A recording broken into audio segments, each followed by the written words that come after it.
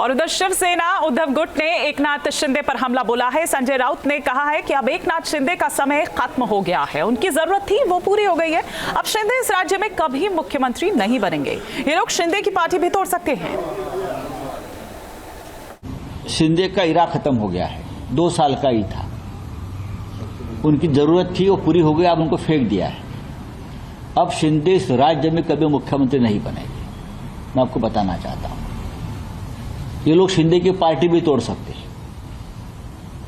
ये भाजपा की एक लाइन रही हमेशा पॉलिटिक्स में, जो उनके साथ काम करते हैं उनकी पार्टी तोड़ देते हैं, खत्म कर देते हैं।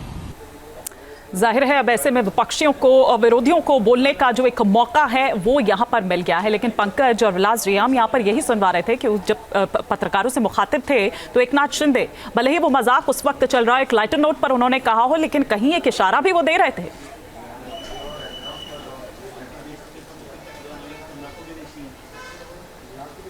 देखिए मजाक के तौर पर कहा गया, लेकिन जो बात कही गई वो बड़ी गंभीर है।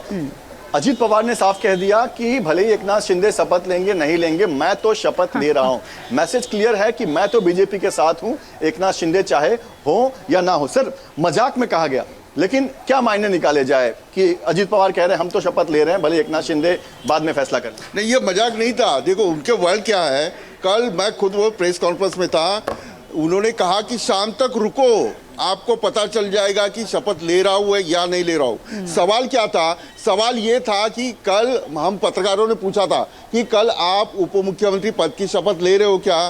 तो उन्होंने कहा नहीं, मैं शाम को बताऊंगा। उसके बाद देवेंद्र फडणवीस आधा घंटा वर्षा पर गए। अब सुबह से लेकर अभी तक उनके विधायक जो है, उदय सामंत रहे, फिर संजय सिरसाट रहे, गुलाब राव पाटिल रहे, ये सारे विधायक एकनाथ शिंदे को मना रहे कि आप आ जाओ, लेकिन एकनाथ शिंदे का मन नहीं है। गृह मंत्रालय पर वो अड़े हुए हैं।